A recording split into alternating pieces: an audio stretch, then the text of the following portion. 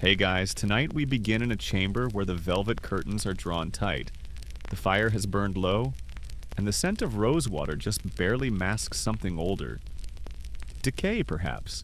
The air is heavy in the spring of 1603, and you're standing in the private rooms of Queen Elizabeth I of England. She's sitting slumped, dressed in a gown that once blazed gold but now dulls in the twilight.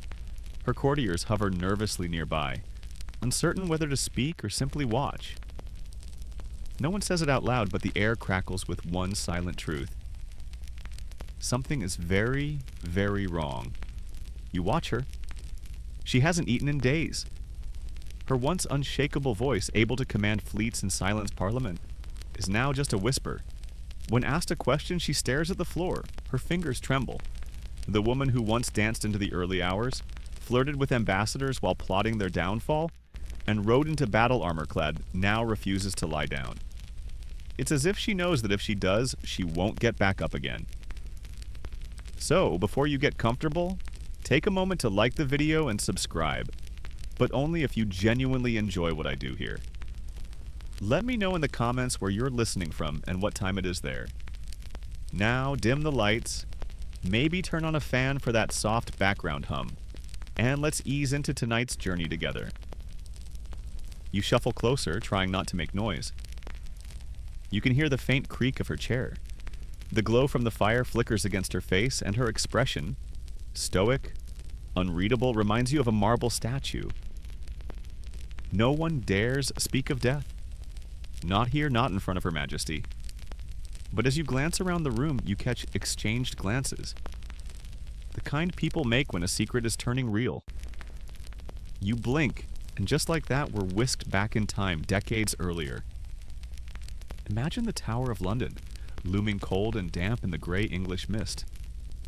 It's 1536. You're 5 years old, but your mother, Anne Boleyn, is being executed for treason, adultery, and witchcraft. Your father, Henry VIII, barely acknowledges you. You're moved from place to place like unwanted luggage. 1 minute you're a princess. The next, a lady of the king's household. Royal title revoked. Toys taken, tutors reassigned, and yet, somehow, you survive. You're Elizabeth Tudor, and your life has already veered off every map. You're raised on the knife's edge of court politics where one poorly chosen word could mean a date with the scaffold. You speak 6 languages by your teens, but more importantly, you learn when not to speak at all. Even now, you remember the precise way to curtsy without looking too proud, too low, or too indifferent. The court is a place where overachievers are beheaded and underachievers are forgotten. And yet, you still survive. There's this one scene that sticks with you. You're 9, maybe 10. Your half-sister Mary, the future Bloody Mary, visits. She doesn't smile much. Her eyes don't soften, even when you offer her one of your better-inked Latin poems. She accepts it with the grace of someone who might one day imprison you. And she will. Fast forward to your teenage years. The court buzzes with whispers. Elizabeth is clever. Elizabeth is dangerous. Elizabeth is too much like her mother, and honestly, they're not wrong. Like Anne Boleyn, you've got ambition. You've also got the face of a saint in portraits, but it's the mind behind that face that worries people. You read constantly, speak with precision, and rarely let emotions crack your veneer. Unless, of course, you're laughing at a well-aimed jab during dinner. You love words, love power even more. But being too smart, too poised, too royal? That puts you on a lot of enemies' wish list, for exile or execution. In 1554, you're thrown into the Tower, accused of being part of Wyatt's rebellion against Queen Mary. You sleep in the same palace where your mother died. Imagine that. Nightmares come easy here. You know what they say about this place? Even the rats whisper. You pretend you're calm. You pretend a lot of things. But you also realize this moment, this prison, is either your grave or your crucible. Turns out, it's the latter. 2 years later, Mary dies childless. Suddenly, you're not just Elizabeth Tudor, you're Queen Elizabeth I. England is yours, for better or worse. Now let's pause for a moment and paint the picture of this strange, divided kingdom you've inherited. It's 1558. England is broke. The crown is in debt. Catholics and Protestants glare at each other across pews and dinner tables. The weather's miserable, obviously. The population has survived plague, religious massacres, and 2 disastrous royal marriages. There's talk that the monarchy might not survive much longer. And yet, guess what? You rise. Like some phoenix in a pearl-encrusted dress. You set the tone early. You're not going to marry. No man will rule beside you. You style yourself as the Virgin Queen, married only to England. It's a bold PR move, and frankly, one that throws off nearly every European court. They're used to women being pawns in dynastic games. But you flip the board. But behind the scenes, it's not all symbolic portraits and eloquent speeches. You've got one eye always scanning for plots. Your spy master, Sir Francis Walsingham, builds a surveillance network that would make the NSA blush. You know how to smile in public, but behind closed doors you keep a tight circle. And you never fully trust anyone. Not even your closest advisors. At night, you lie awake more often than not. Sometimes from the constant pressure. Sometimes from aching teeth. Those are going to be a problem later, by the way. But sometimes you're just thinking. Replaying conversations. Reassessing glances. Wondering if your courtiers love you or fear you or both. Probably both. The older you get, the more the pressure builds. And the more you master the art of concealing decline. You invent the illusion of ageless power. Powdered skin, painted lips, and wigs tall enough to touch God. Because power, in your world, is all about appearance. If you look invincible, maybe you are. Of course, reality doesn't care how well you're powdered. Behind closed doors, the signs are already creeping in. Insomnia, loss of appetite, fainting spells, and an overwhelming sense that, no matter how much you control, death might still sneak in through the servants' hallway. Back in 1603, in that darkening chamber, Elizabeth is still sitting upright in her chair, still refusing her bed, still refusing to die, as if willpower alone might keep the inevitable at bay. You watch the courtiers gather again. They whisper, they fidget. No one dares suggest removing her crown, not even metaphorically, but everyone sees it. The queen is fading. And none of her physicians, astrologers, or personal chaplains seem to have the courage or the cure to stop it. You're still there, in the flickering light of Elizabeth's final days, but now the candle smoke curls into something more dreamlike. You drift back further, back to when all of this was just beginning. You're standing in a chilly nursery in Greenwich Palace, and the wails of a newborn echo against stone walls. It's September of 1533. The baby is red-faced, squirming, and already disappointing half the realm. She is not a boy. You're that newborn, by the way. Welcome to life as Elizabeth Tudor. Your birth is a national letdown. Your mother, Anne Boleyn, has risked everything, her marriage, her status, and her head, for this. And it wasn't even a son. Henry VIII does not take it well. The jousting tournaments planned to celebrate the birth of his heir are cancelled. No parades, no golden baby booties. Just a quiet baptism and a flurry of gossip that you might be the final nail in your mother's very precarious coffin. And, yep, turns out, you kind of are. When you're barely 3, Anne Boleyn is arrested. The charges are absurd. Witchcraft, adultery, incest.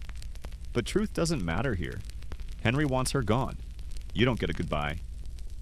One day you're playing with a doll in the palace nursery. The next you're shuffled into the care of strangers and mommy is gone. Not sick, not on a trip. Just gone. You never speak of her again. Not publicly. Your father remarries several times. Your status fluctuates like a bad stock. One week you're in royal favor. The next you're half forgotten, living on allowances in some drafty countryside estate. You write carefully worded letters to Henry, signing them with exaggerated affection. Your humble and obedient daughter, always hedging, always surviving. But what you lack in paternal hugs, you make up for in brains. You're a prodigy. By age 6, you're reading Latin. By 10, you're dabbling in French and Greek. And not just textbook French either. You're correcting your tutor's grammar before you're old enough to wear a corset. You study theology, philosophy, and poetry, not because it's charming, but because it's your shield. You understand young that a sharp mind might be the only thing keeping your head attached to your neck. And let's be honest, being a girl in Tudor England is like walking a tightrope blindfolded, with the crocodiles below and your own father shaking the rope. Still, you flourish. You study under Roger Ascham, one of the finest minds of the age. You learn the power of rhetoric, the dance of diplomacy. You write in code for fun. You recite Cicero before breakfast. You develop this uncanny ability to say exactly what someone wants to hear, without ever truly revealing your own position. That's your real education. Then comes teenagehood and hoo-boy drama. At 13, you're thrust into the scandal of the decade. Your stepmother, Catherine Parr, Henry's last wife, marries a man named Thomas Seymour after Henry dies. Thomas is charming, handsome, also dangerously flirtatious. And you? You're living under his roof. You remember the awkward encounters, how he'd tickle you. Visit your bedroom too early in the morning. Cut your dress for fun. He called it play. But there's a tension in the air so thick you could spread it on toast. Catherine Parr tries to intervene. It doesn't end well. She dies in childbirth, and Seymour gets a little too ambitious, trying to kidnap King Edward, your half-brother. Classic overreach. He's executed, you're interrogated, but once again you say just enough to escape ruin. Historians still argue whether you were naive or strategic during the Seymour scandal. Maybe a bit of both. But from then on, you're stone cold when it comes to matters of love. No more flirting with danger, literally. When your sister Mary becomes queen, things get very uncomfortable. You're Protestant, she's Catholic, and while she doesn't chop your head off like some expected, she does lock you in the tower for nearly a year. Every morning in that damp cell, you wonder if this is the day the guards will drag you to the scaffold. You play the obedient sister, you go to mass, you nod, you survive. Mary eventually releases you mostly because executing you would spark a rebellion. She dies 5 years later, childless, exhausted, and deeply unpopular. And suddenly the throne is yours. At 25, you're crowned Queen of England. You're draped in ermine and cloth of gold. But beneath the jewels and ritual is a woman who's seen everything. Abandonment, betrayal, harassment, imprisonment. You don't just wear the crown, you earn it. And right away, you make changes. You assemble your own council. Men you trust, or at least believe you can outwit. William Cecil becomes your right hand. You demand loyalty, but you also listen. You don't marry. Not because you hate men, but because you know what happens to queens who become wives. Their power shrinks. Their husbands speak for them. Their wombs become state property. You're not having that, so instead you flirt with foreign suitors strategically. You entertain Spain's Philip II, Austria's Archduke Charles, and even a French prince nicknamed Froggy. You lead them all on, just enough to secure peace or gold or naval support. Then you ghost them harder than a Halloween party. Your people adore this. It's political theater, and you're the main act. The Virgin Queen, untouchable, incorruptible, glittering on the balcony of Whitehall Palace. You even begin to lean into the symbolism. You wear white lead makeup to make yourself look ethereal, more marble statue than woman. You pile your hair high and stiffen your posture like you're above mortal concerns. But here's the kicker. That famous white paint? It's probably slowly killing you. White lead causes fatigue, tremors, and eventually madness, and yet you keep applying it. Because image is everything. That's the real through line of your reign. Power through illusion. You understand your enemies watch your every move, so you give them only what you want them to see. A glittering goddess, a chaste ruler, a monarch above scandal. But you are not above fear. And in the back of your mind, that fear grows. Fear of aging. Fear of dying without an heir. Fear of being remembered not as Gloriana, but as the last Tudor, who let the dynasty slip through her jeweled fingers. Still, you soldier on. You outlive your rivals. You write your own speeches. You turn setbacks into triumphs. And every morning you look into your polished mirror, not to admire, but to assess. You are your own advisor, your own critic, your own legacy. And now, all these years later, here you are. Back in that room in 1603, the fire dying down, the shadows deepening. The girl who no one wanted has become the queen who defined an age. And yet, she won't close her eyes, she won't eat, she won't lie down. Because Elizabeth Tudor, you never trusted endings. They're rarely fair, almost always premature. And maybe, just maybe, if you stay awake long enough, you can rewrite this one too. You're still beside her, the queen who refuses to rest. The room hasn't changed. The candle wax drips silently. A few nobles whisper from the corners, their silk sleeves swishing like ghost wings, but she? Elizabeth? She hasn't moved. Still perched in that tall-backed chair like it's a throne and a coffin all at once. She won't speak. She won't sleep. It's as if her body is present, but her mind's already somewhere else, wrestling with regrets, calculating unfinished plans, or maybe just watching her legacy unravel thread by thread. You don't leave. You wouldn't dare. Not now. Instead, you rewind again, back to when power was still fresh in your grasp, and every move you made shaped a future no one else could predict. The first few years of your reign are a masterclass in the art of survival, played at the highest stakes imaginable. You're a woman alone on the English throne, surrounded by skeptical lords, angry bishops, and foreign monarchs itching for weakness. Most of them think you'll cave, or marry, or die. But nope. You smile, issue some shockingly smart proclamations, and build your team. And let's not forget your style. You're not just a queen, you're a walking brand. With that stiff white makeup to cover smallpox scars, ruby-dusted lips, sky-high collars, and pearl-encrusted everything, you become more myth than mortal. You're Gloriana, you're Astria, you're a walking Renaissance painting with trust issues and a dagger behind your back. But let's talk about the makeup, yeah? The iconic white face that's plastered across every tapestry and oil painting. That's ceruse, a combo of white lead and vinegar. Gorgeous in candlelight, toxic in every other circumstance. You smear it on daily, for years. You even layer over ulcers and blisters as your skin begins to rebel. Ceruse seeps into your bloodstream, messes with your nerves, and maybe, just maybe, starts sowing the seeds of what eventually breaks you. Still, you wear it. Because to show weakness, wrinkles, blemishes, reality, is to give the wolves something to bite. And they're always circling. You're dealing with pressure from all directions. Spain wants to convert you, or crush you. Rome calls you illegitimate. France is poking around Scotland. And your own parliament is nagging about marriage like an overbearing aunt. You respond with the grace of a chess grandmaster and the sass of a stand-up comic. Someone asks when you'll marry.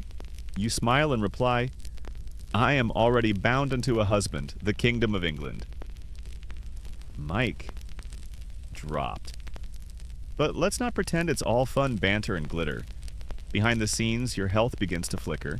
Your teeth rot, probably from a combination of sugar-rich diets and poor hygiene.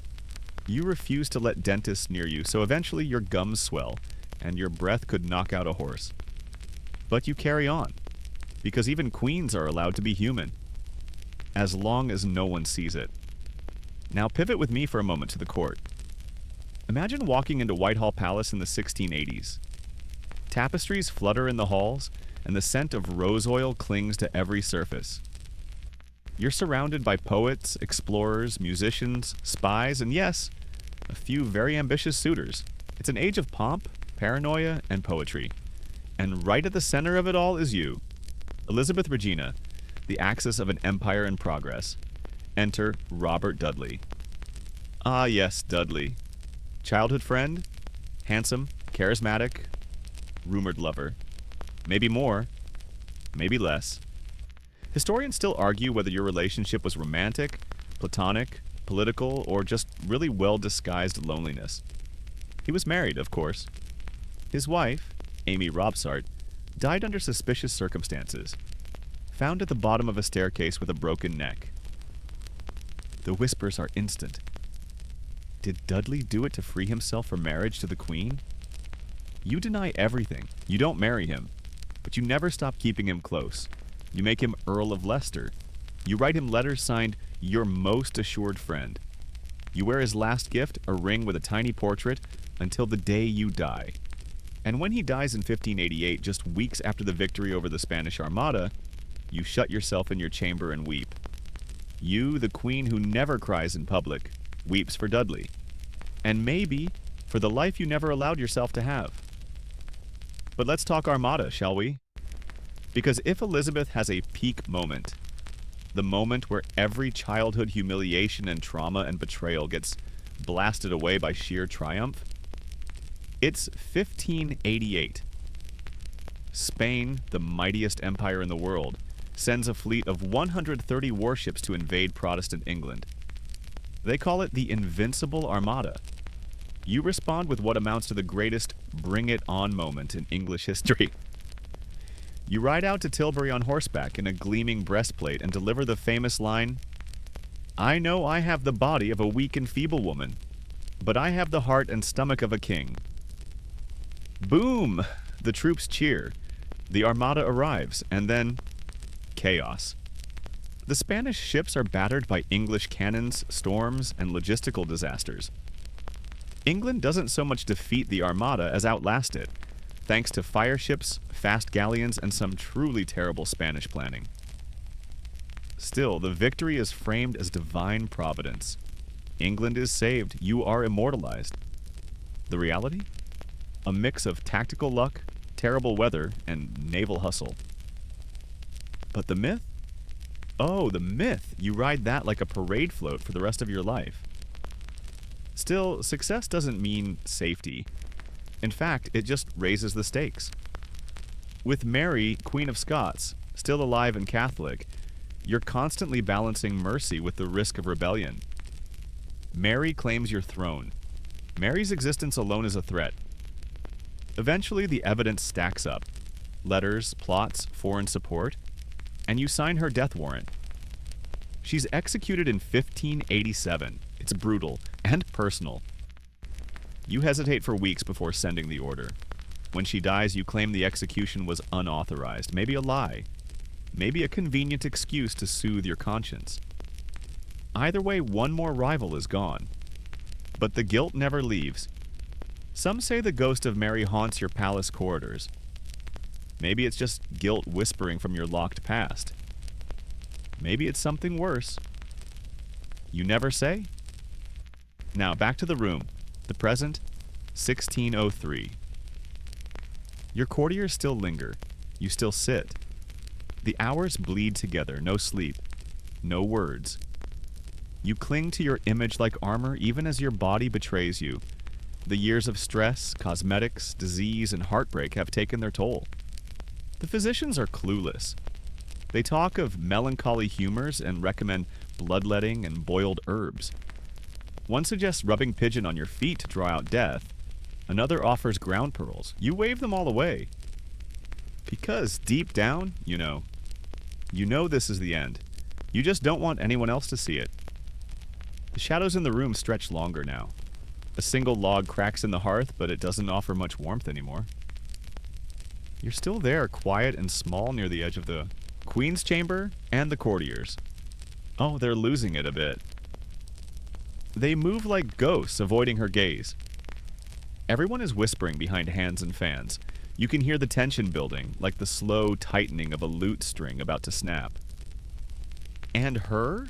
She hasn't spoken in days, but her eyes are open. Always open. Let's not pretend she's just tired. Elizabeth isn't merely sick. Something deeper is pulling at her. And tonight, you feel it too. Something unspoken in the air, like the whole court is waiting for permission to mourn, but the Queen refuses to give it. You want to ask her what she's thinking, but would she even answer? Let's rewind again, because in order to understand what's happening now, you've got to appreciate what she's endured. Let's talk about witches. Yep, real witches. Okay, not real witches, but what Elizabeth's people thought were witches. It's the 16th century. People believe cats are demons, sneezes are miniature exorcisms, and if your cow dies mysteriously, it was definitely the old woman next door putting a curse on your livestock. Welcome to Tudor England, a place where science is more superstition than system. And Elizabeth? She's walking a tightrope. Unlike her cousin Mary, Queen of Scots, who was all in on burning witches at the stake, Elizabeth is skeptical. You actually banned witch trials that lacked hard evidence, which, let's face it, was most of them. You insisted on due process. Revolutionary idea at the time. But don't mistake that for full-on progressiveness. You still believed in the supernatural. You consulted astrologers, magicians, and even personal soothsayers. One of them, your favorite, was John Dee. Ah yes, John Dee. Mathematician, alchemist, astrologer, occasional conjurer of spirits. Picture Gandalf, but with more eyeliner and less reliable moral compass. Dee was convinced he could talk to angels using polished obsidian mirrors and something called an Enochian language. He was also a serious scholar who advised you on everything from celestial omens to empire building. He even coined the phrase British Empire, if you can believe that. Historians still argue whether Dee was a genius, a fraud, or something weirder. Maybe all three. But you trusted him. For a while. Until, of course, he lost favor. That's the thing about Elizabethan court life. You can be the queen's golden child one day and out in the cold the next. Literally. Speaking of trust, let's talk about your health. It was never great. We've already mentioned your makeup being made of literal poison. But there's more. You suffered from migraines, possibly anemia, and persistent dental infections.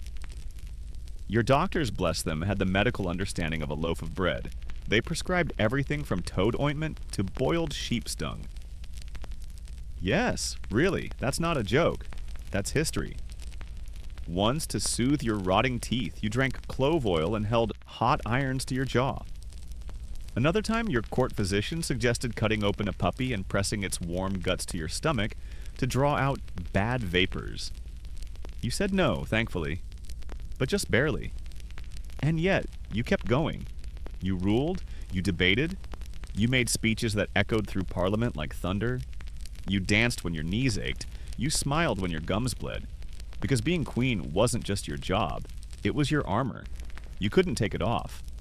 Not even for a moment. Still, the pressure built. And the loneliness? Let's talk about that for a moment. You were surrounded by people, but rarely with them. Everyone wanted something. Favor, land, titles, permission to import French wine. You couldn't have real friends. Even your ladies-in-waiting were political weapons. Ambitious pawns maneuvering for their family's fortune. You slept in your chamber surrounded by whispering silks, but no warmth. No spouse, no children, no real legacy. You said it was your choice, and mostly it was. But the weight of that choice grows heavier with age.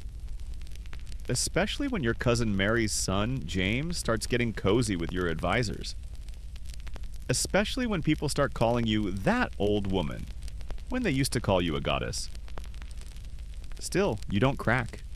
Not publicly. You send gifts, you write poetry, you mock death with every breath. But behind closed doors, you start muttering to yourself. You forget names, you lose track of time, you weep alone. You spend hours staring into space, refusing to sleep, as if dreaming is a trap you can't afford. And outside your chamber, the kingdom continues. Plague returns, because of course it does. London stinks of unwashed bodies and burning pitch. Poets write of mortality in flowery verse, but bodies rot in alleyways. You issue proclamations, move the court to avoid infection and fund hospitals. But deep down, you must feel it creeping closer. You're not a young queen anymore. One courtier writes, "Her Majesty doth wear the robes of youth, but they hang looser now. Even your pearls look heavier than they used to." Now back in the room. It's the end of March. 1603. You haven't slept in 3 days. You sit in silence, pointing at shadows on the wall. A bishop kneels beside you, asking if you wish to name a successor. You do not speak. Instead, you raise a hand. Some say you gesture toward Robert Cecil, hinting that James VI of Scotland is to be your heir. Others claim you simply wave them away, as if the entire world now bores you. Historians still argue whether you meant to name James, or whether your silence was more powerful than words. But soon after, your breath shallows. Your fingers twitch. And for the first time in decades, you allow yourself to be carried to bed. No one speaks above a whisper now. Your final hours pass like ripples over a pond. Calm, barely there. Outside, London holds its breath. Inside, your heart slows. No doctor can save you. No angel comes. But still, no scream, no fear, just stillness. For someone who ruled through spectacle and sound, you go out quietly, like a flame folding into itself. It's early morning now. The room is cloaked in that strange half-light where shadows lose their edges and everything feels like it's suspended. Unreal, unsure. You're still here, seated in the stillness, and across from you, the queen breathes shallowly beneath a thick coverlet, stitched with Tudor roses. The fire's out. Her body is small, sunken. Her face, once powdered white, blushed with artifice, now shows every crevice of age as though the years have finally been allowed to speak. You wonder, is this what dying looks like for someone who ruled an empire? And as you ask that, time curls backward again, because to understand the end, you need to see the weight that got her here. You see, ruling wasn't just politics and pageants. It was performance. Relentless. And like all performances, it wore on her bones. Elizabeth's later years were, how shall we say this, a vibe. A complicated one. Half glittering nostalgia, half a kingdom tiptoeing on eggshells. By the late 1590s, your closest friends are dead. Leicester gone. Walsingham gone. William Cecil gone. You're increasingly alone, surrounded by a new generation of courtiers who treat you with reverence and just a hint of irritation. The same reverence you might offer a chandelier in an old cathedral. Beautiful, historic, but dangerously close to collapsing. Even your temper becomes legendary. You lash out in council meetings. Once you slap a noble across the face. Another time you throw a slipper at a servant. You become increasingly paranoid, deeply suspicious of flattery, even though you've built an entire reign upon it. And honestly, fair. People are plotting. Some hope for your death. Some are already picking out coronation outfits for James of Scotland. Let's not sugarcoat it. You are old, ill, and losing grip. But what keeps you going? Pride. That's the engine. That's the fuel. You still rise every morning, still sit through audiences, still don the wig and the makeup and the pearl-draped gowns, even though each layer feels heavier than the last. There's a reason you spend more and more time in your private chambers, behind velvet curtains, away from mirrors, away from reminders. Let's talk about those rooms for a moment. You keep the windows covered. You light candles at odd hours. You wander the halls at night, sometimes humming, sometimes speaking to no one. The servants call it melancholia. A polite word for despair? They say you mutter names. Dudley, maybe. Cecil. Maybe your mother. You begin refusing food. First meat, then bread, then even broth. The physicians hover, prescribing pearls and powdered beetles, and of course, that old classic, just bleed her a little. Yeah, let's talk about Tudor medicine again. Your court physicians, armed with nothing but leeches and guesses, believe in the four humors: blood, phlegm, black bile, and yellow bile. If you're sick, it must be because one is out of balance. Their solutions? Leeches, cupping, burning herbs, maybe some vomit-inducing powders. Definitely no hand washing, probably no clue. One day, your nose bleeds uncontrollably. They call it a good sign.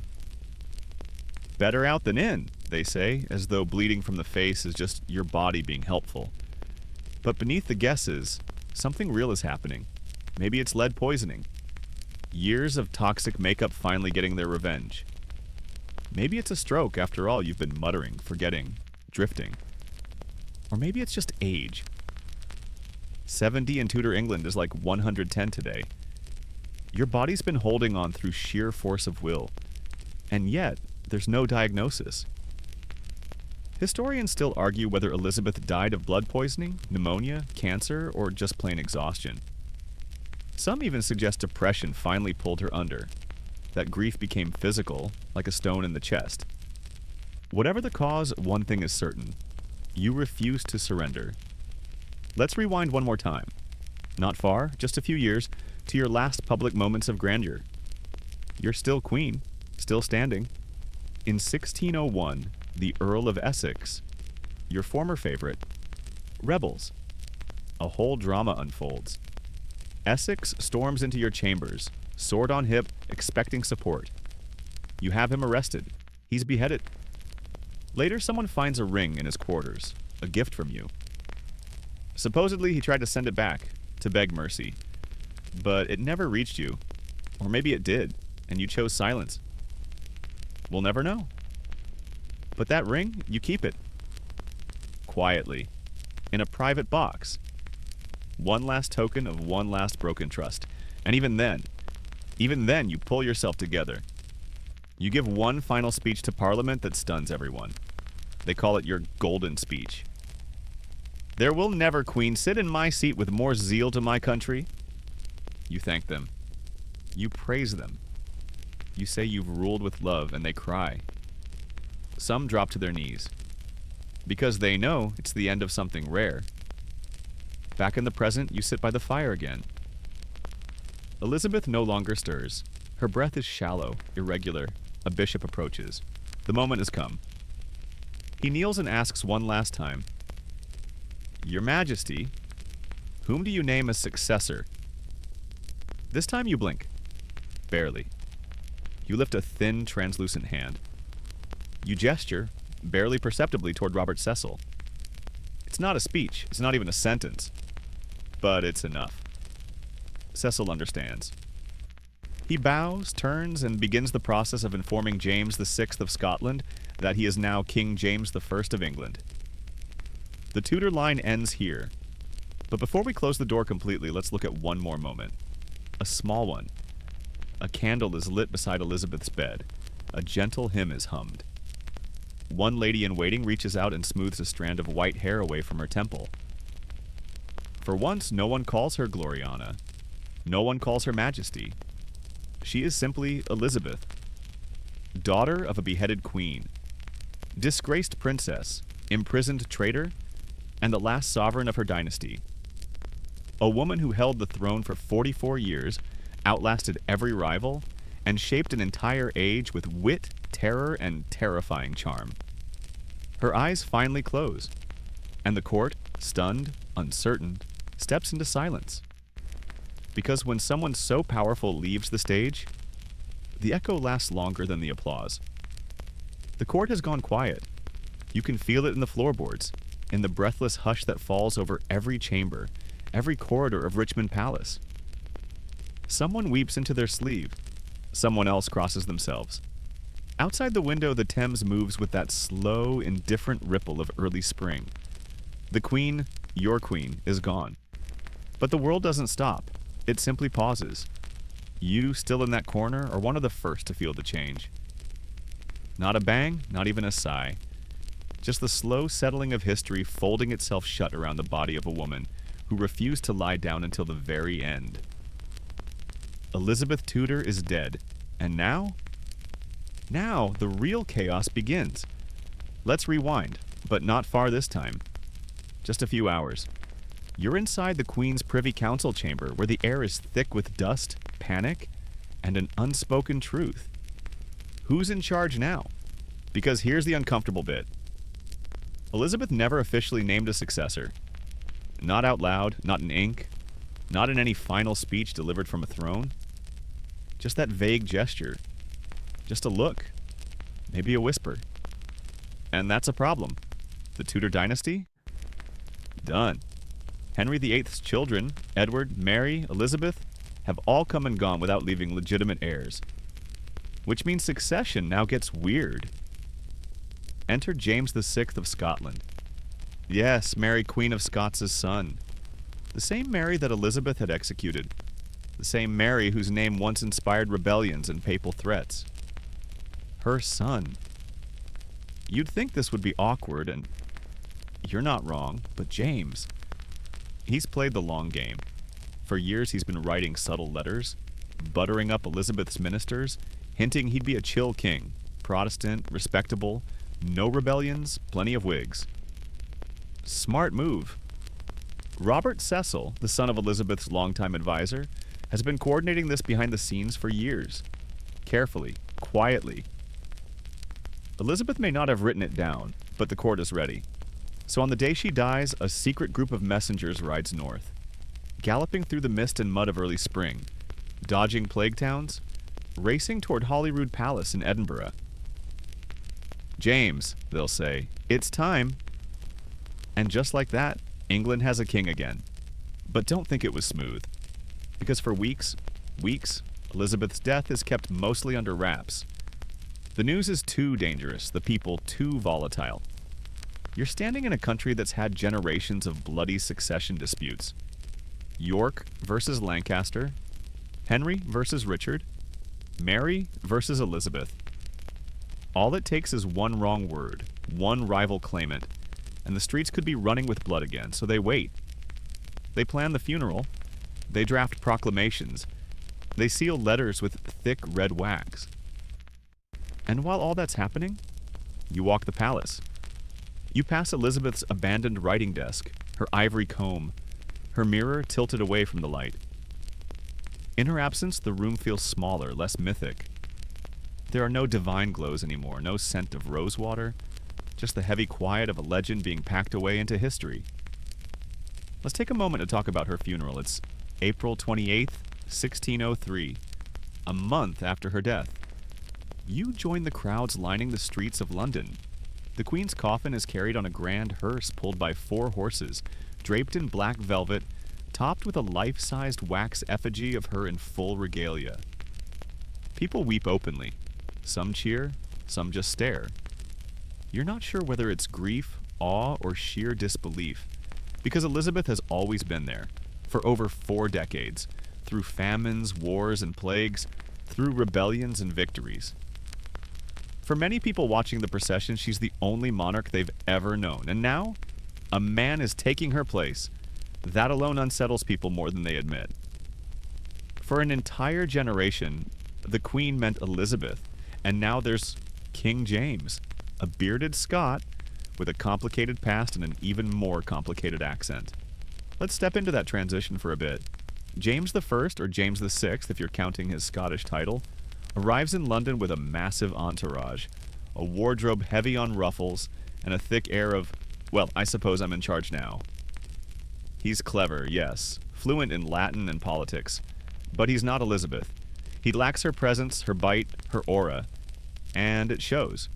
Elizabeth had style. James has policy. He immediately starts promoting his favorites, men like Robert Carr and George Villiers, who will eventually cause whispers of favoritism and scandal. He tries to unite England and Scotland under one crown. Good idea. Tough execution. He survives assassination attempts, commissions a new translation of the Bible. You might have heard of the King James Version.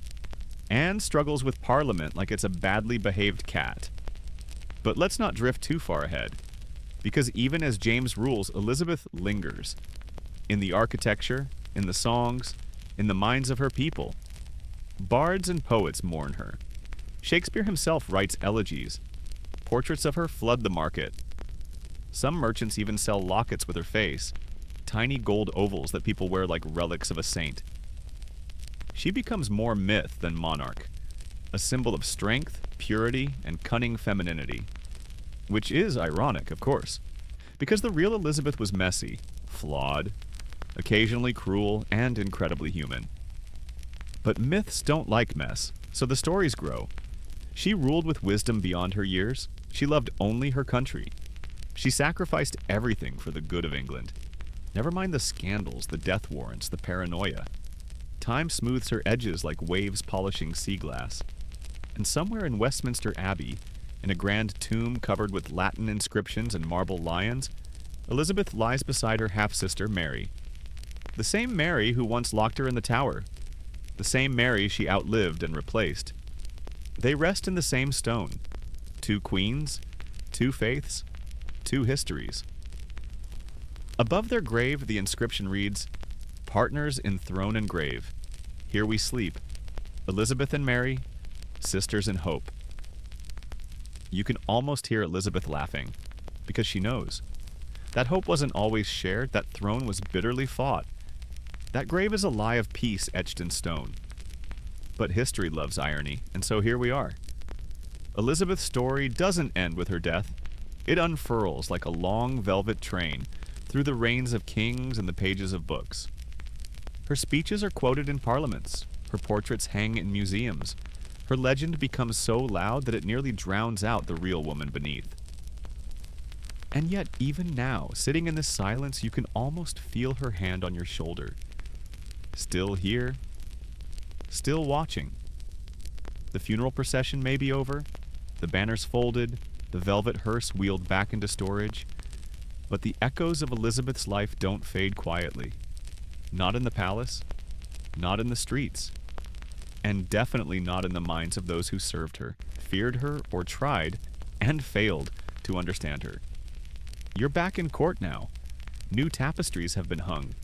New advisors strut like peacocks in corridors that once belonged to ghostlier power.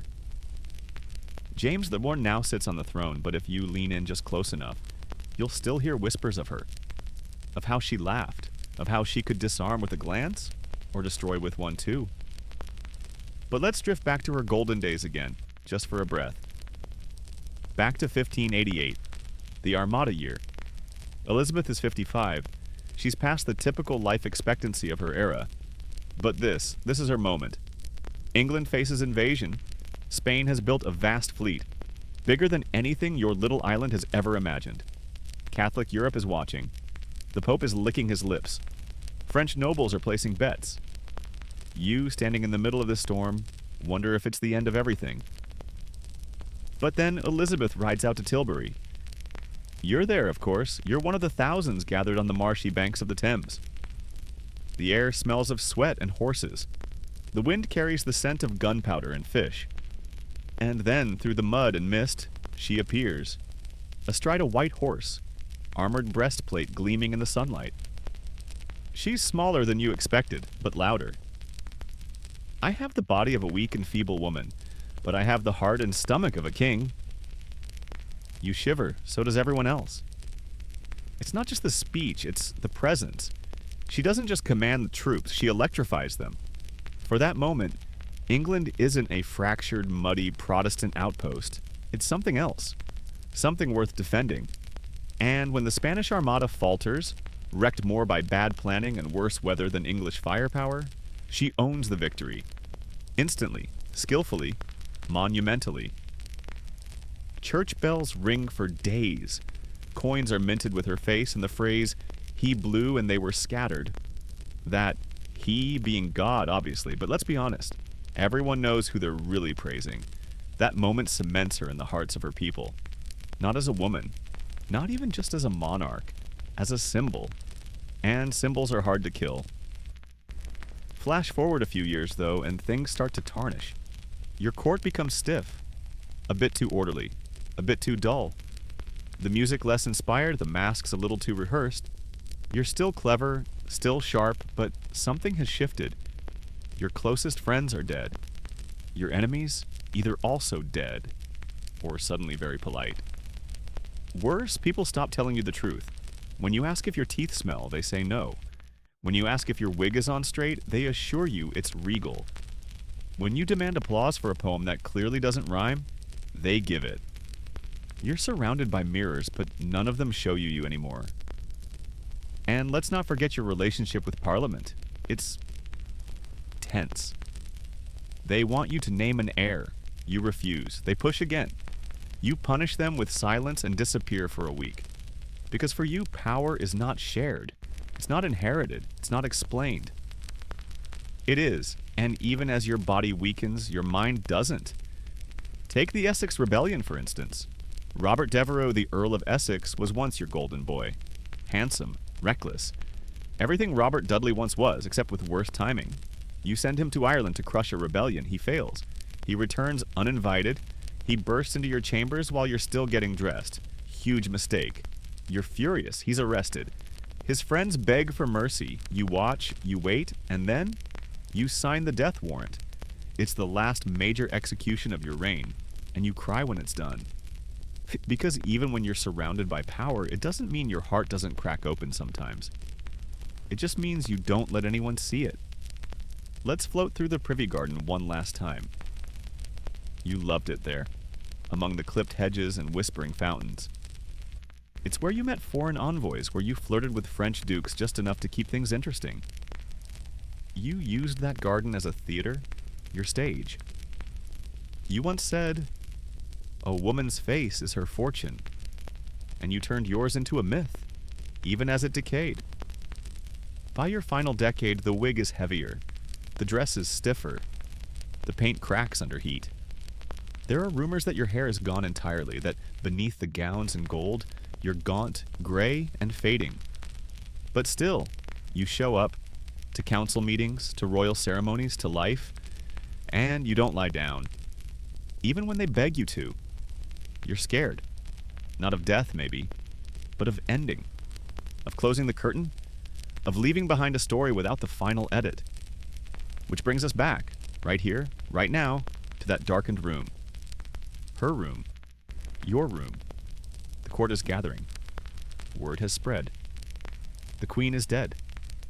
Long live the king. And yet no one moves. Because in this moment they are not ready. Neither are you. You stare at the empty chair and wonder, how do you follow someone who is the story for 44 years?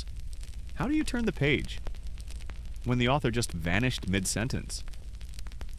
You wake the next morning, not from sleep exactly, but from a kind of trance. The palace has shifted overnight. It's subtle. The corridors aren't darker, but the air is hollower. The usual bustle of servants seems cautious, careful, like the walls might overhear them. You walk past paintings of Elizabeth, those wide-eyed, unnervingly still portraits where her gaze seems to follow you. And for the first time, you realize, these paintings aren't celebrating her.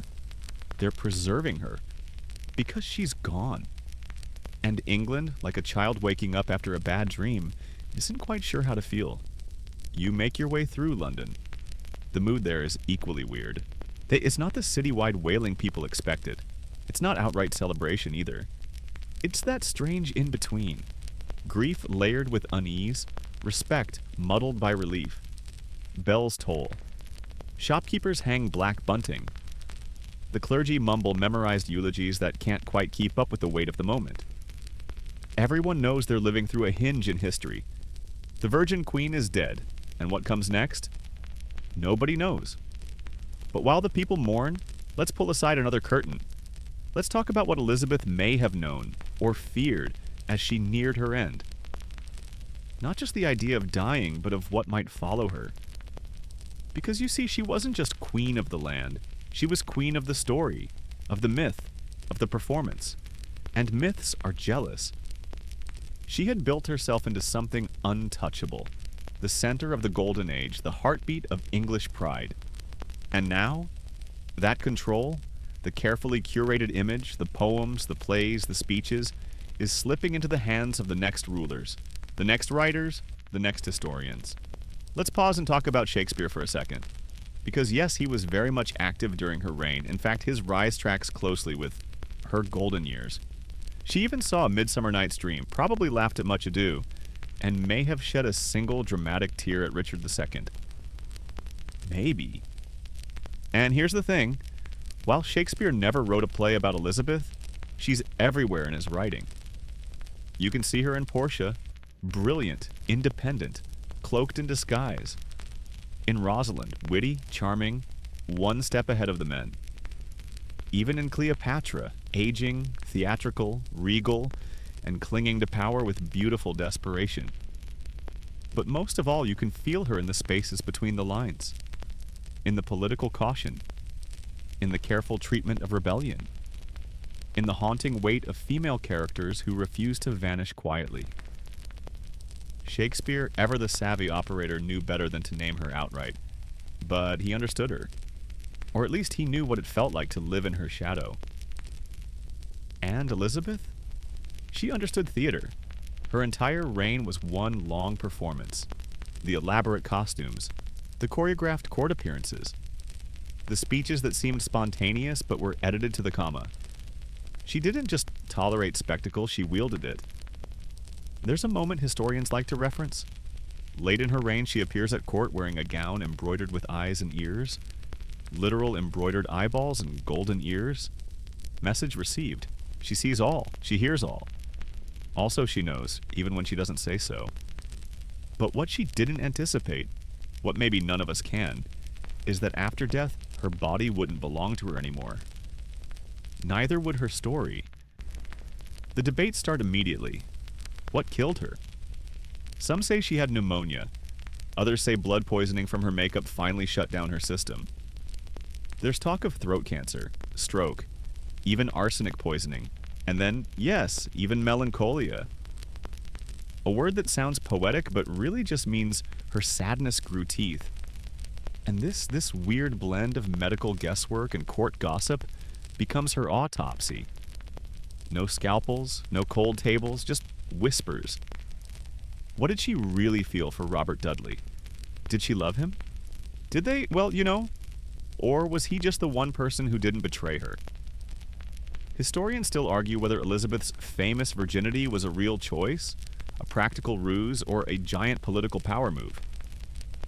It's the most asked, least answerable question of her entire reign. Because, of course, the moment a powerful woman dies, people want to crack her open, romantically, sexually, emotionally, like a locked diary. She left no children, no husband, no letters admitting anything, really.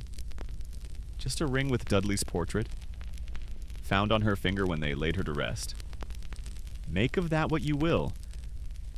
Was she afraid of dying? You want to say no. You hope she wasn't. But then again, she refused to name a successor, refused to go to bed, refused to speak. And when you refuse everything at the end, maybe that's not strength. Maybe that's fear. Or maybe it's control, clutched like a scepter even as your hand slips.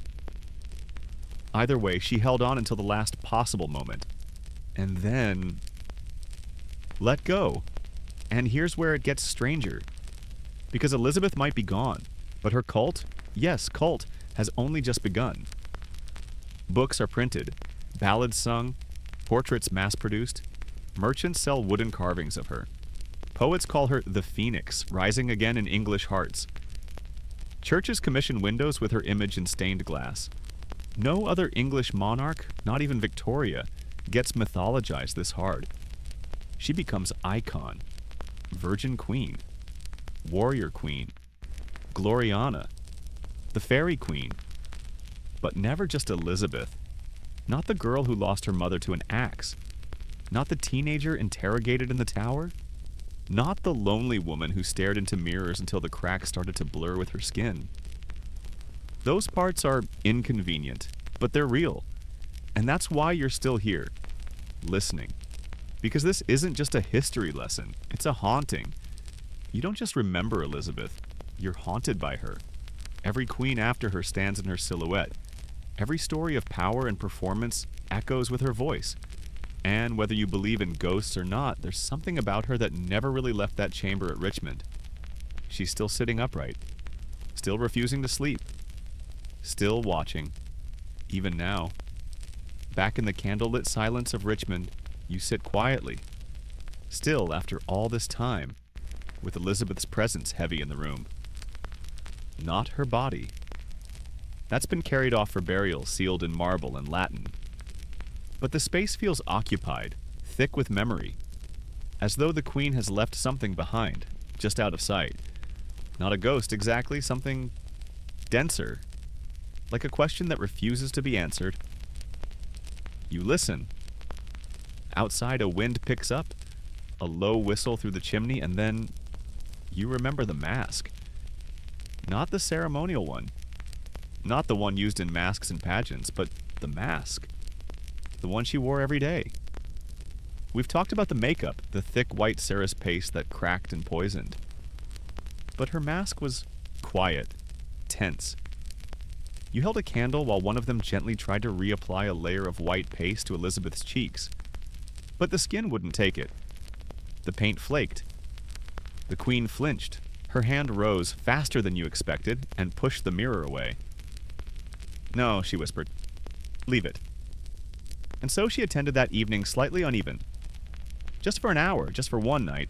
And the whispers? They started immediately. She looks tired. Is that a bruise near her chin? Has she grown thinner? You saw her jaw tighten. The same woman who had danced until dawn after defeating the Armada now hesitated before stepping into a ballroom. Not because she was frail, but because the illusion had slipped. And that, maybe more than death itself, terrified her. Because Elizabeth was the illusion, the magic trick, the constructed myth of a monarch who defied biology, gender, and politics through sheer willpower and paint. But once the cracks appeared, they couldn't be unseen. Let's not pretend she didn't know. She was smarter than everyone around her. She had read Tacitus in Latin before most of her nobles knew how to sign their names. She understood that myth-making was a game, one she had mastered. And now, with her image fading, she faced the one truth every myth-maker dreads. You can't outwit time. You can't charm death, not forever. But she tried. Even in her final weeks, Elizabeth refused to see priests, refused to confess, refused to admit that anything was wrong. One bishop tried gently to coax her into making peace with God. She fixed him with a stare that could boil water. "I do not choose to go to bed," she whispered. And so she sat, day after day. And the court, helpless, reverent, increasingly desperate, waited. One servant described her as a statue of sorrow. Another claimed she seemed already embalmed. One courtier wept openly, only to be told to leave the room. Her final act of control was to keep her death hers. Now let's pivot, briefly, from the physical to the mystical. Because believe it or not, Elizabeth's death was predicted. Or so people claim. There were astrologers, as we mentioned, John Dee most famously, who believed in omens. And Elizabeth believed just enough to let them linger around the palace. Dee once told her that a great shadow would follow her final days. A typical vague prophecy, sure. But in 1602, strange things began happening. The Queen's favorite hunting hound died suddenly. A comet was seen over London, burning orange in the March sky. And then there was the dream. One of her ladies claimed Elizabeth awoke screaming one night, saying her mother, Anne Boleyn, stood at the foot of her bed, weeping. Creepy? Sure, real, who knows? But the story spread, because the people were primed for myth. They wanted Elizabeth's ending to mean something, not just old age, not just infection, but a royal curse maybe, a divine final act. Something to fit the grandeur of her life. Historians still argue whether these tales were fabricated afterward, shaped like clay to fit the narrative. And they probably were. But the fact that people wanted them to be true says something. It says that Elizabeth had transcended monarchy. She wasn't just a queen anymore, she was legend. Now let's get a little weird, because there's one more theory. One of the most fringe, yet strangely persistent, ideas about Elizabeth's death. Are you ready? Here it is. Elizabeth never existed. Okay, not never existed. But that the Elizabeth who ruled England was not the same Elizabeth who was born at Greenwich in 1533. The story goes like this. As a child, Elizabeth was sent to Bisley, Gloucestershire during a plague outbreak. While there, she supposedly died. In a panic, her caretakers found a red-haired village boy, dressed him in her clothes, and passed him off as the princess. And that boy? He grew up to be Queen Elizabeth I. Ridiculous, of course. Absolutely no historical evidence, you bet. And yet, the story lingers. Why? Because the Queen never married, never had children, wore elaborate gowns, refused medical exams, wore wigs. Was, by all accounts, a deeply private person. All of which, in the right hands, becomes conspiracy gold. Even Bram Stoker, yes, Dracula Bram Stoker, wrote a full book in the 20th century exploring this idea. His claim? The Bisley Boy theory explained Elizabeth's refusal to marry and her fierce protection of her image. Now, obviously, this is more gothic fan fiction than serious scholarship, but it speaks to something real, something unspoken in the Elizabeth story. We don't actually know her, not fully, and maybe that's the point. She made herself unknowable, intentionally. She left behind no diaries, burned many of her letters, carefully edited her speeches, controlled her public image to a level we now associate with K-pop idols or space agencies. And so, even in death, she remains just out of reach. A queen? A mask? You're walking now. Through a long gallery in Hampton Court. Yes, that same palace where Henry VIII once danced with your mother. The air is cool, faintly damp, and your footsteps echo under the vaulted ceiling. Sunlight filters through the stained glass windows, casting fractured patterns across the floor. At the far end of the hallway, there's a portrait of her, Elizabeth in full regalia, her hand resting on a globe, eyes unblinking, mouth unreadable. You stand in front of it and wonder, was she ever really real? Because the more you learn, the more she unravels. And the more she unravels, the more mythical she becomes. Let's sit with that for a moment. Elizabeth wasn't just a ruler, she was a curated experience, a full-spectrum brand before branding even existed. She knew how to stage manage everything, how to be everything. She could be a warrior or a virgin, a patron or a tyrant, a goddess or a ghost, and the truth is, she was all of them, just never all at once. You remember one of her mottos? Video et taceo. I see and say nothing. How perfect is that? It says, I know more than I let on. It says, you'll never really catch me. It says, try if you like. Let's zoom in now on something oddly intimate, her handwriting. Elizabeth's letters still survive. Not many, but enough. They're beautiful, crisp, exact. Every loop and flourish deliberate. Even the way she signed her name, Elizabeth R., felt like a statement. The R stood for Regina. Not woman, not daughter, not lover, queen.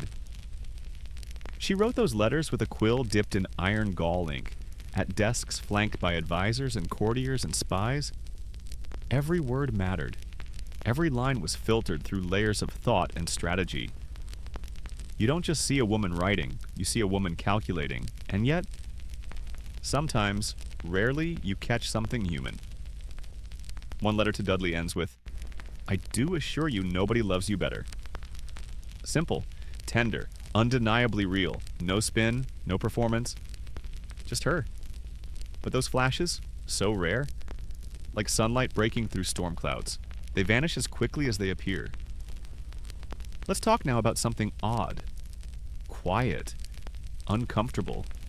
Elizabeth's dreams. We don't have her journals, but we have scraps. Accounts from her maids, fragments of conversations, hints dropped in letters. One dream she reportedly recounted involved walking alone through a vast, empty cathedral. The pews were filled with masks. Just masks. No faces. Each one stared at her.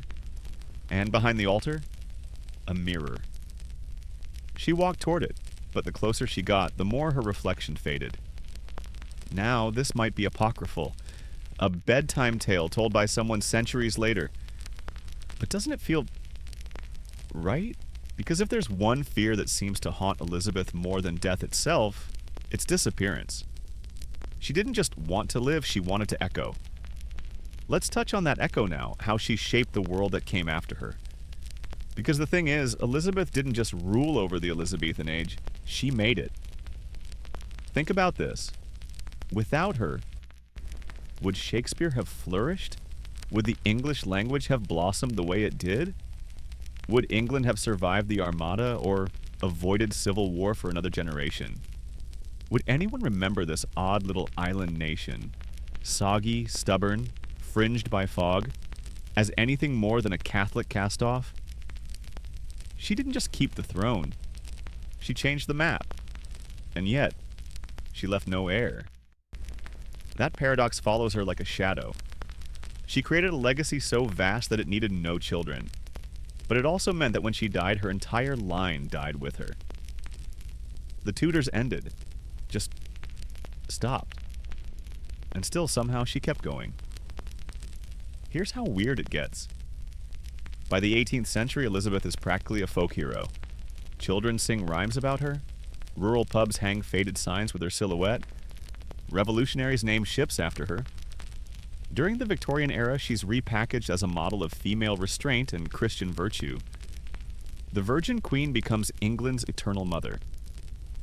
Even now, centuries later, her name still glows. There's a reason her face is on tea tins and souvenir mugs and weird little finger puppets you can buy at the Tower of London gift shop. She's one of those rare figures who managed to outlive her own mortality. Like Cleopatra. Like Joan of Arc. Like the Queen in a deck of cards. But here's the twist. She did it by hiding. She hid herself so well under the paint, under the speeches, under the layers of silk and steel, that no one could ever fully destroy her. Because no one ever really saw her. She became the version of herself she wanted us to remember. And maybe that's how you win. You don't fight death. You out-narrate it. Now come with me. We're walking down the nave of Westminster Abbey. The air is colder here, stone upon stone, tomb upon tomb. And there beneath the marble effigy lies Elizabeth. Her tomb rests atop her sister Mary's. A quiet irony given how loud their lives once were. The inscription is simple. Consorts in realm and tomb, sisters in hope. You stare down at it and wonder, was hope what really bound them? Or was it silence? The kind of silence you're sitting in now. Because you realize as you stand there, she isn't gone. Not really. She's in every whispered debate about power. She's in every crown, every speech, every fragile balancing act between authority and affection. She's in the myth. And the myth, that's the part that doesn't die. You're outside now. The palace is behind you, the river to your left. The skyline of a still uncertain London stretching before you. The morning air carries the scent of chimney soot and dew-damp stone. A cart clatters down the road. Someone's shouting about turnips. A child chases pigeons past the gates of Whitehall. And still, you feel her. Even here, beyond the throne and the court, and the layers of velvet and myth, she follows. Elizabeth Tudor, a woman who controlled her legacy so tightly even her death couldn't unwrite her. You step into a tavern not far from St. Paul's. Inside, it's warm, busy, smoke-thick. You sit near a table of scribes arguing over pamphlets. One of them slams a hand on the wood and mutters, "I heard she was poisoned. Spanish plot. Whispered it for years." Another leans in, lowering his voice. "Nay, she was mad. Right mad by the end. Refused her bed. They said she saw ghosts." And another, quiet, older, just sips his ale and says, "She saw truth. That's what killed her." There's laughter, a clink of pewter mugs, and then silence again. Because no one knows, not really. And that's what keeps people talking. Keeps them watching her long after she's gone. Let's rewind once more. Not to a specific moment, but to a pattern. A presence. Throughout her reign, Elizabeth was watched. Constantly. Not just by courtiers or subjects, but by history itself. And yet she watched back. She watched her nobles, her ambassadors, her enemies. She read reports, listened through walls, had spies in foreign courts, letters intercepted, deciphered, rerouted. If there was a whisper in Venice about her marriage plans, she heard it before it reached Calais. She lived in a state of performance and paranoia so extreme it was practically policy. And still, she danced, she laughed, she ruled. There's a moment, a real one, recorded in the letters of a Spanish ambassador. He writes about Elizabeth at a court ball where she wears a dress made entirely of silver threads. No jewelry, just that glimmering fabric, moving like water. She dances with 4 partners in a row, barely breaks a sweat. Then she pauses, drinks a goblet of wine, and whispers something to a visiting French noble. "You all speak of me like a ghost, but see, I am no shadow."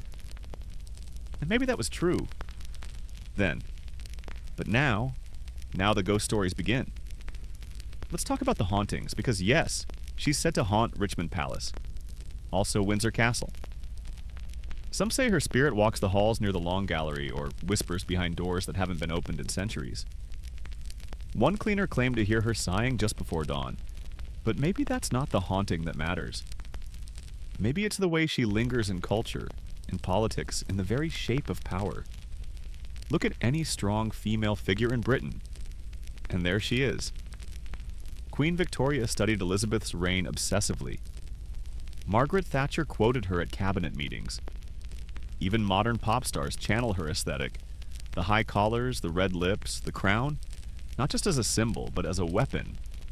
She didn't just survive history, she rewrote what a woman in power could be. And let's be honest, it scared people. Still does. Let's pivot just briefly to the art. Elizabeth's portraits are some of the most manipulated, edited, retouched images in royal history. Whole teams worked on them. Layers of symbolism encoded in each pearl, every phoenix, every crescent moon. And then came the mask portraits. So standardized, they used a wooden mold to replicate her face over and over. Same pose, same expression, same unreachable gaze. A template, not a woman. A brand. Even her wrinkles were erased by brushstroke. Historians today still study those portraits, not for accuracy, but for intent. Each painting was propaganda, a sermon, a dare. You're not supposed to know her. You're supposed to admire her, from a distance, forever. And that's the genius of it. You can't kill what you can't touch. But now, let's get personal. Let's stand by the edge of her bed in Richmond one last time. The fire is out. The windows are cracked. The room smells faintly of lavender and ash. And in that stillness, you remember something strange. She never had a coronation anniversary celebration. Ever. 44 years on the throne, and she never once let anyone throw her a proper coronation party. No grand ceremony, no procession, no fireworks. Why? Because she never wanted to tempt fate. The higher you're lifted, the harder the fall. Elizabeth preferred distance over worship, control over spectacle, endurance over applause. And yet she was applauded, endlessly. But the real Elizabeth, the girl in the tower, the woman who once wrote, "I am but a woman, feeble and frail, yet not without reason or voice." She got buried under the image. Maybe that's what she wanted. Maybe that's what she feared. Historians still argue whether she orchestrated her image to protect herself or to erase herself. But either way, it worked. Because you're here, centuries later, still talking about her, still wondering, still not quite sure who she really was. And maybe, just maybe, that's the legacy she wanted. Not to be remembered for who she was, but for how perfectly she disappeared behind the crown. You're back in Westminster now, near the tomb again. But the light's different. Warmer, perhaps. Or maybe it's you that's changed. The hush of the cathedral cloaks everything in reverence, but also in something else. Ambiguity. Because by now you understand, Elizabeth's story isn't a straight line, it's a spiral. Performance that folds into itself. The more you look, the less you see. And the less you see, the more you feel. She's not here in the stone. Not really. She's somewhere else. Still watching. Let's go back, one final time, to the last hours of her reign. She's sitting in that tall-backed chair, still refusing to lie down. It's the end of March 1603, and the court is silent. You can hear the fire dying. You can hear your own heartbeat. The queen hasn't spoken in days. Her eyes are distant, her lips dry. And then finally she nods. Not a speech, not a decree. Just a nod. To James, the son of her cousin Mary, the very woman she had executed. The irony is thick enough to chew on. But here's the thing. That gesture, that single tilt of her chin, that was her last command, her last decision, and it shaped everything that followed. With that nod, she chose continuity over chaos, peace over pride, the smoothest possible exit from a reign defined by control. Even in death, Elizabeth choreographed the ending. The woman who never married, never bore children, never surrendered power, still handed it off on her own terms. Historians still argue whether she truly chose James or whether Robert Cecil made that decision and painted it to look like hers. Either way, it felt like hers, and perception in Elizabeth's world was everything. Let's linger there, in that dim room, because it's worth remembering. No one in her lifetime had seen her without the wig, the paint, the jewels. Even her own servants weren't allowed to gaze directly at her face when she was unadorned. There were rules for how close you could get. Rules for how you addressed her. Rules for where you stood, how you bowed, how long you waited before you spoke. And beneath all those layers was a body slowly failing. Lead poisoning, most likely, from the ceruse. Tooth abscesses. Perhaps cancer. Certainly exhaustion. Maybe depression wrapped in silence and ritual and denial. Maybe nothing that could be labeled. Maybe everything. But she never gave in to any of it. Not until the very end. Let's pivot one last time to the aftershocks. Because Elizabeth didn't just rule, she echoed. You can feel her in literature, in language, in every tale of a brilliant woman who disguises herself, outwits the court, and survives the trap. You see her in every chess match between image and truth. Every masquerade where the mask ends up more real than the face beneath it. Take the King James Bible, commissioned by her successor, published in 1611. Its cadence, its rhythm, its lofty, thunderous tone, it owes something to the age of Elizabeth, to the world she shaped, the world she left behind. And then there's England itself. She transformed it. When she took the throne, it was a second-rate kingdom with bad weather and worse debt. When she died, it was a cultural force. Poets, explorers, spies, playwrights, philosophers, all humming like cogs in the machine she built. She didn't just rule an empire. She imagined one. And the rest of history? Spent centuries catching up. Now, let's talk about the realest thing she ever did. She refused to apologize for existing. Let that sit. A woman, born of scandal, smeared with suspicion, surrounded by men who wanted to silence her, and she stood taller than all of them, in heels, with a crown heavy enough to dent your spine. And she didn't flinch. Did she make mistakes? Of course, she was vain, often cruel, occasionally indecisive, prone to paranoia, fond of flattery even when she pretended to hate it. But she didn't need to be perfect. She needed to survive. And she did. Longer than anyone expected. More brilliantly than anyone dared imagine. Now let's sit beside her just for a moment longer. Not as subjects, not as historians. Just as humans. Imagine you could ask her one question. Just one. What would it be? Would you ask if she regretted not marrying? If she truly loved Dudley? If she believed the mask became more real than her own skin? Or maybe you just ask her if it was all worth it. All the power, all the control, all the silence.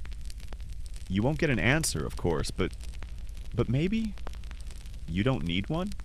Because she's still here, in stories, in symbols, in the quiet fear that power and loneliness are sometimes the same thing. She remains not just a figure in history, but a mirror. And what you see? That's entirely up to you. It's nighttime again now. You're back in the palace. Not as it is today, preserved and hushed like a museum, but as it was then, lit by flickering tapers, thick with incense and sweat and old smoke. The wooden beams groan overhead. Somewhere, a page boy sneezes into his sleeve. You slip down a hallway, this time not toward Elizabeth, but away from her. Because you know now she doesn't need to be watched anymore. She did what she came to do. You walk through the echo of her reign, and the question comes, what killed her?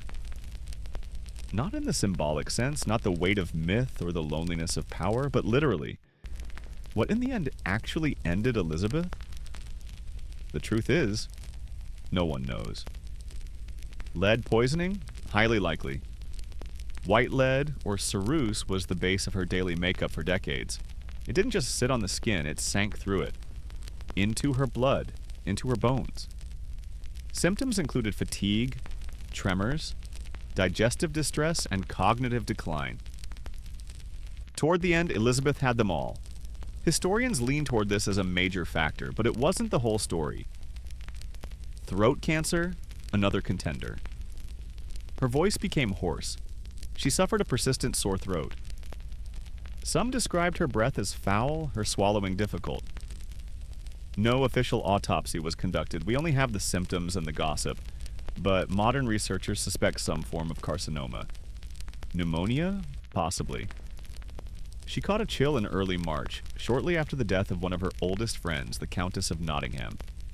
She reportedly refused to change out of damp clothes, developed a cough, refused to be examined. Fever set in. This might have been the tipping point. Melancholy?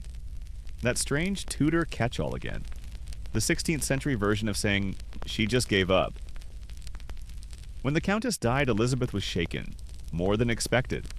Witnesses say she wept for hours. She wouldn't eat, wouldn't sleep, wouldn't move.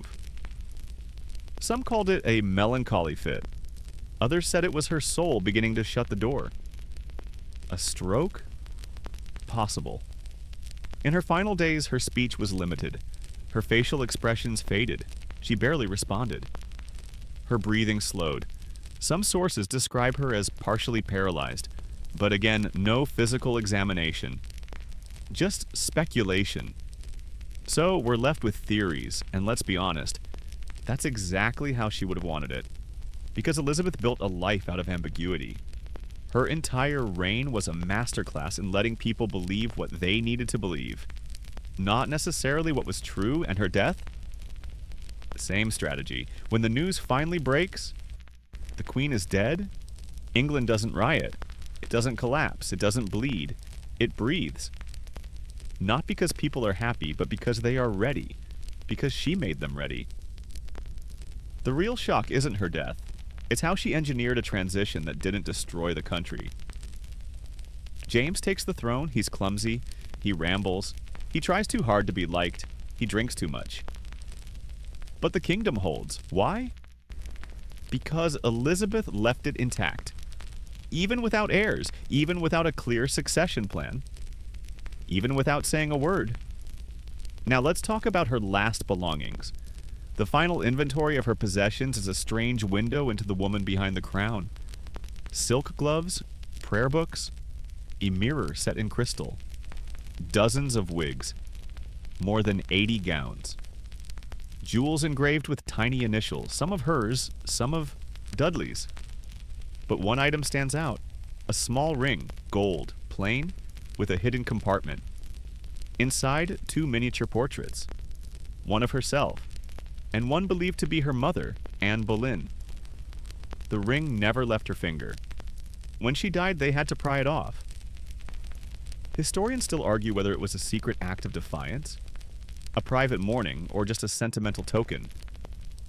But what it means, that's clear. She remembered.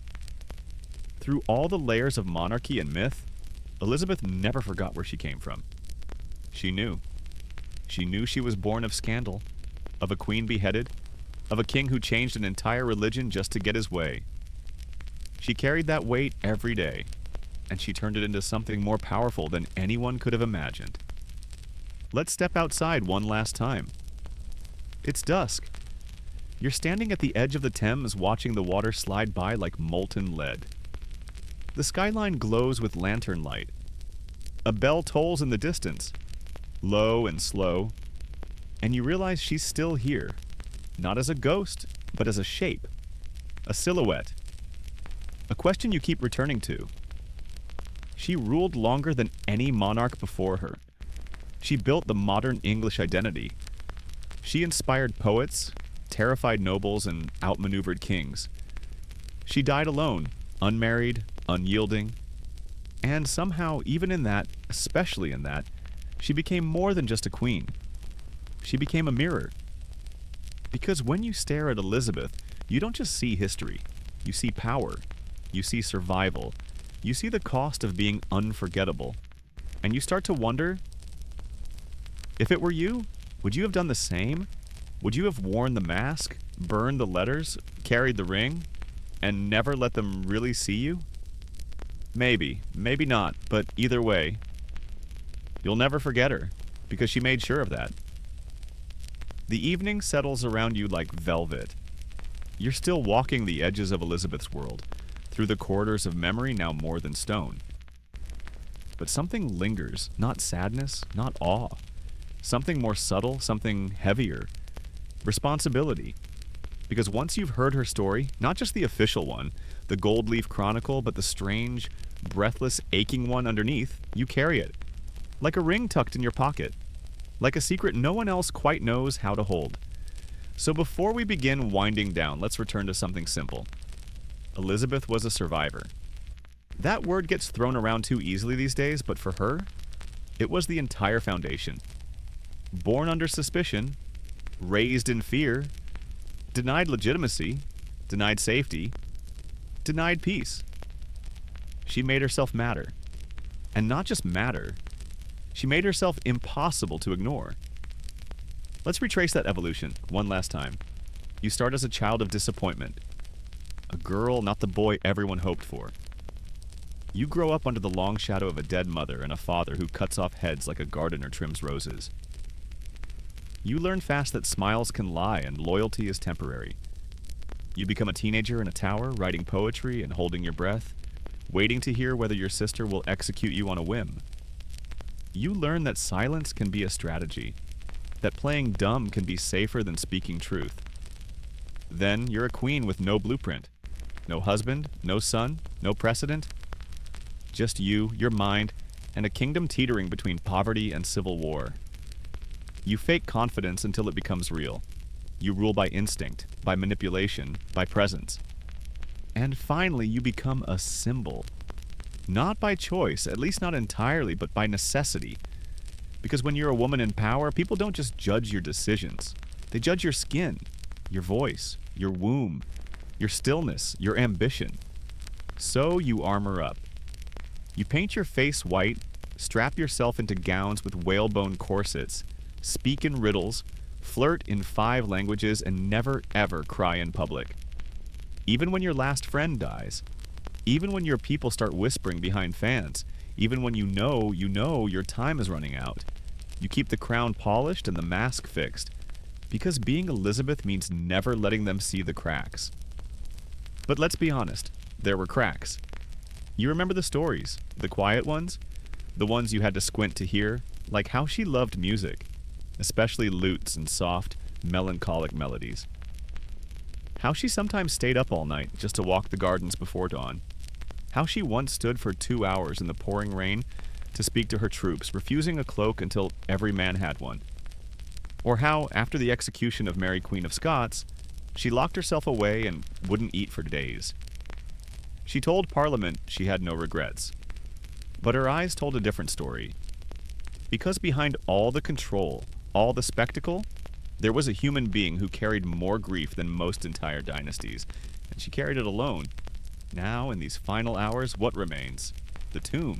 the portraits, the speeches, but also us. Still wondering, still trying to piece her together, still tracing the gold leaf outlines and asking, what's underneath? Let's talk about legacy.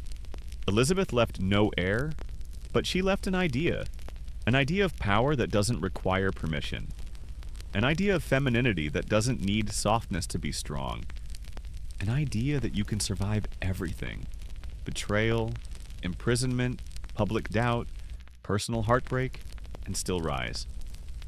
That's what lasts. Not the throne, not the jewels, not the speeches carefully penned by ministers and smoothed out by scribes. What lasts is her decision to endure, to outlast expectation, to become a question instead of an answer. And that is power. True power. Because once you become a question, you can never really die. People will ask it over and over. What was she like? What did she really feel? Was she happy? Was she afraid? Was she in love? And behind each of those questions is another one. What would I have done in her place? And so the echo goes on. In queens, in artists, in every person who ever chose resilience over surrender. And every time someone stands in front of her portrait, lips parted, staring into those unreadable eyes, that echo begins again. You feel it now, don't you? That strange tug in your chest, that shimmer of something unfinished. Not because the story lacks an ending, but because she refused to give you one. And maybe that's the lesson.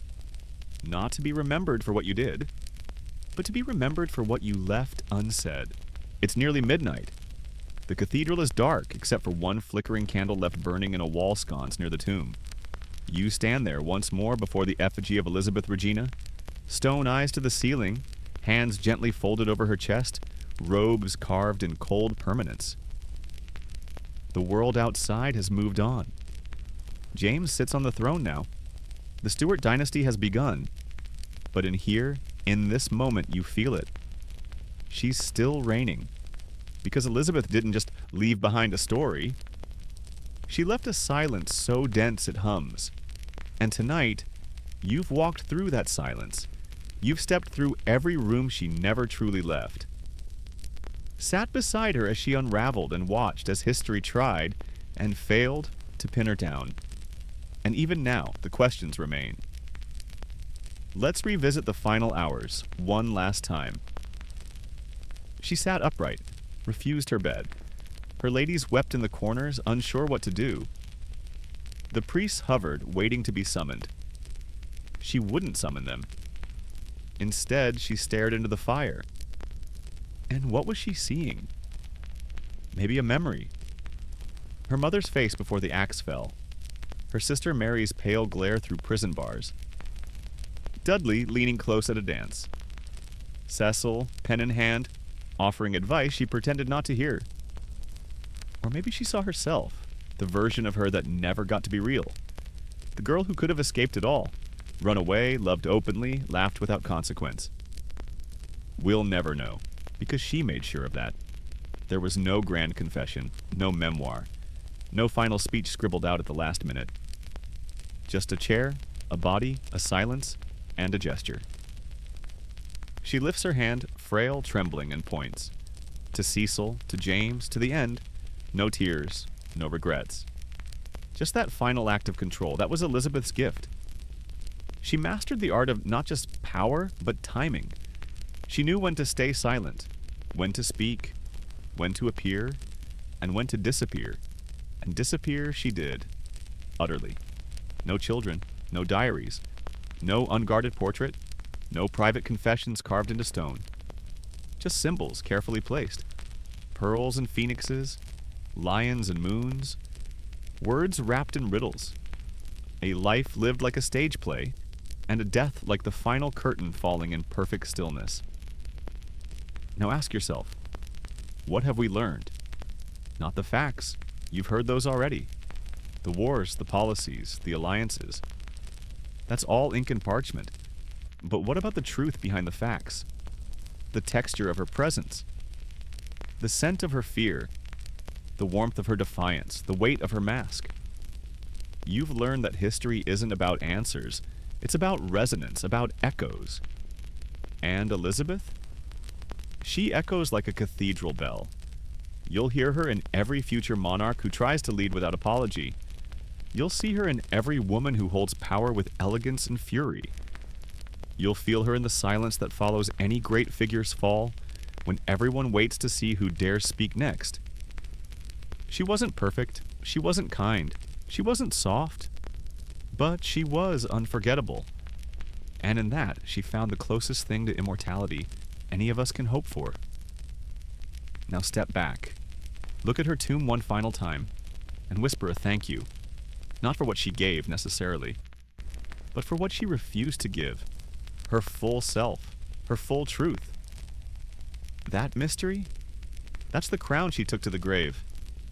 And she wore it well. The flicker of torches fades. The velvet curtains have closed. The weight of the crown rests now in marble and memory. You step out into the night. The stones beneath your feet are smooth with centuries of footsteps. People who passed by this place, who paused to wonder what it all meant. You breathe in the cool air and feel that stillness settle over your shoulders like a cloak. The noise is gone. The question's quiet. There's nothing left to understand, only to carry. Because some stories don't end. They echo. So let that echo follow you gently into sleep tonight. Let it thread through your dreams like silk. The image of a queen still upright in her chair. Her ring on her finger. Her lips pressed closed, secrets sealed inside. Her silence wasn't empty. It was chosen. So rest now. You don't have to untangle the whole story. You don't have to decide if she was hero or villain or something stranger. You only have to remember that she was. Brilliant, terrifying, maddening, alive. And now, at last, at peace. Let your breathing slow. Let your eyes close. The queen has fallen silent, and so too may you.